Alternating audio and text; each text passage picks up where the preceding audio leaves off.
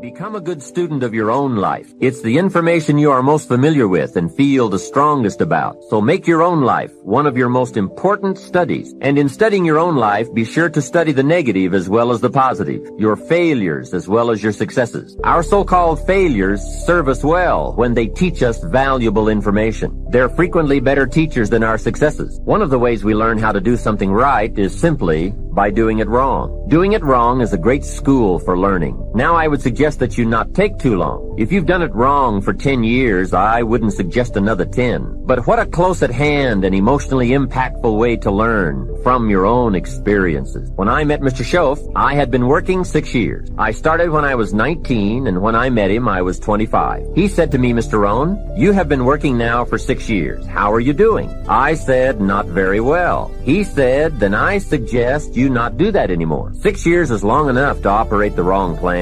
Next he asked, how much money have you saved in the last 6 years? I said, not any. He said, who sold you on that plan 6 years ago? What a fantastic question. Where did I get my present plan that wasn't working well? Hey, everyone has bought someone's plan. The question is, whose? Whose plan have you bought? Now, those initial confrontations as you come to grips with your own past experiences may be a little painful at first, especially if you have made as many errors as I did. But think of the progress you can make when you have finally confronted those errors by becoming a better student of your own life. Now, the next way to learn is from other people's experiences. And remember, you can learn from other people whether they have done it right or wrong. You can learn from negative as well as positive. The Bible is such a great book because it is a collection of human stories on both sides of the ledger. One list of human stories is called examples. Do what these people did. And the other list of human stories is called warning. Don't do what these clods did. What a wealth of information. What to do and what not to do. I think it also means, however, that if your story ever gets in somebody's book, make sure they use it as an example, not a warning.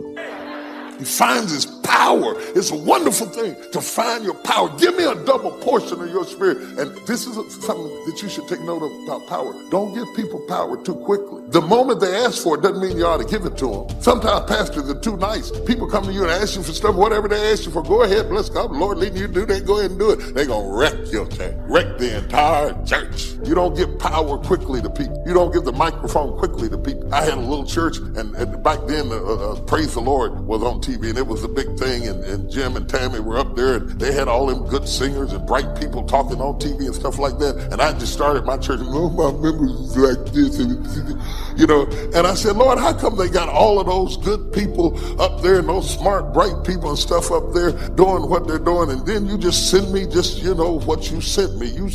I had some people had their shoes on backwards and stuff, you know, and and suddenly the Lord spoke back to me and said, they got some people like that too, but they're not up front. Have you given power to the wrong person? I believe complexity is the enemy of execution. That's what it is. You got to make it so simple, people do it. Complexity is the enemy of execution. So I'll get it simple. You get it to me, I'll make it simple. He goes, well, it uses leverage. I said, give me one that doesn't leverage that anybody could do. They could do it with ETFs. He goes, well, I don't know. I don't know what that's going to look like. It won't be perfect. I said, your worst plan is going to be better than anybody else's best plan. And then he this moment of engagement, this magic moment, he opens up and he goes, okay. And I'm writing like crazy. I got the video camera going. I'm feeling this vibration in my body. I left so excited, knowing it was something special, but not knowing what it was. But that formula, I took it to Hightower, $30 billion asset company, said, test this 30 years, 40 years, 75 years. How's this done? Over all that time period, in the last 30 years, it lost money 4 times. Made money every other time. And the 4 times, one of the losses was 0.003. So it really practically lost money 3 times. You know what the average loss was? 1.9%. But the average gain, just under 10 all in. The largest loss in 75 years. It's been right 85% of the time. The largest loss was 3.95, as that was 2008. Less than 4% when the rest of the world, from top to bottom, lost 51%. It's in my book, by the way. And so a bunch of my partners are like, hey,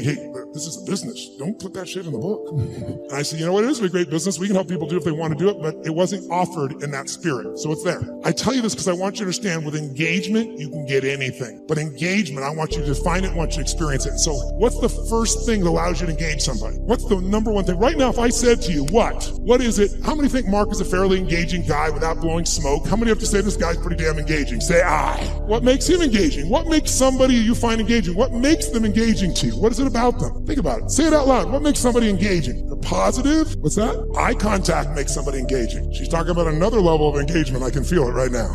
What else creates someone engaging? Come on. Smile. What else makes them engaging? Energy, passion, talking the truth instead of what you want to hear. Who loves someone who will tell you the damn truth in a world the world, not even reality television is freaking real anymore, right? Raw and real may not sound good, but it sure feels good because you know it's there. Sincerity, when you feel like somebody, how about caring? When you feel like somebody truly cares about you, does that make you engage more, right? What makes something disengaging to you? What makes you disengage with someone? Lying, when you can't trust them? Arrogance, when they try to control you? What disengages you? When they come up to hit on you and they're not even committed, you're like the 12th person and you can feel it.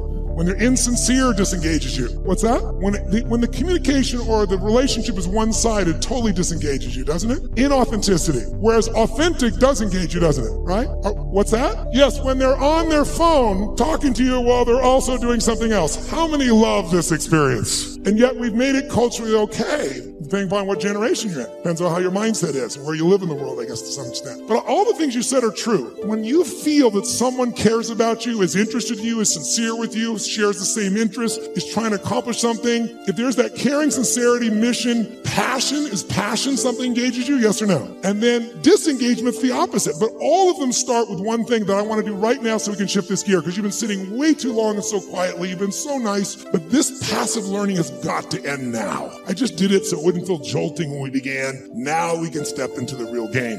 And here's how I want to do that. First of all, energy. Energy is the base. How many agree energy is engaging? Say I. If you want to change something in your life and you are what I call energy poor, low energy, are you going to follow through? Yes or no? You love your husband or wife, but you're exhausted. Love you, okay. There is no passion. There is no intimacy without energy. Am I right? You're not going to go to build a business without energy. You see this crazy man? He's filled with energy day and night and day. It's Richard Branson. How much energy does that man have? He's insane in his energy. Anybody I've ever met who really has this compelling ability to engage with people, it's energy. But are they born with it? Some maybe, most not. Because I've interviewed them, I've seen them, and I also see some of them like Richard. Richard is a ball of fire of energy, and then he's not. He's actually a very internal guy in many ways. He's external when he wants to go do something. He's crazy and willing to risk his life. Not in business. In business, he goes, okay, I'm going to take Virgin and make Virgin Airways, so how can I lose? Oh, I'm going to make a deal with Boeing that if they fail, I get to give them the jets back. That's how he thinks. In his life, let me go in the middle of a balloon in the middle of the sky and hope shit happens.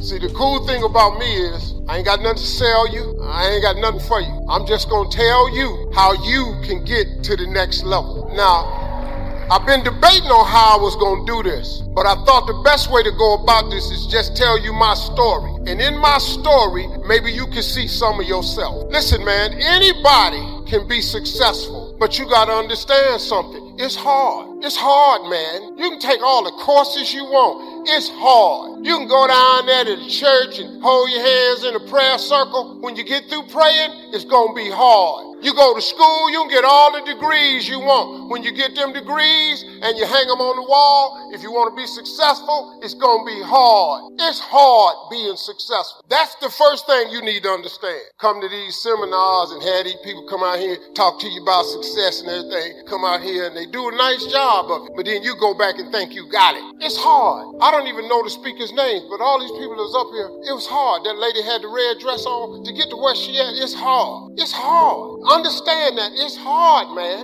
See, and I talk real. I ain't got no paper. I ain't got no presentation. You know, I got some pictures if you want to see them, but I ain't really got them tied to nothing. It's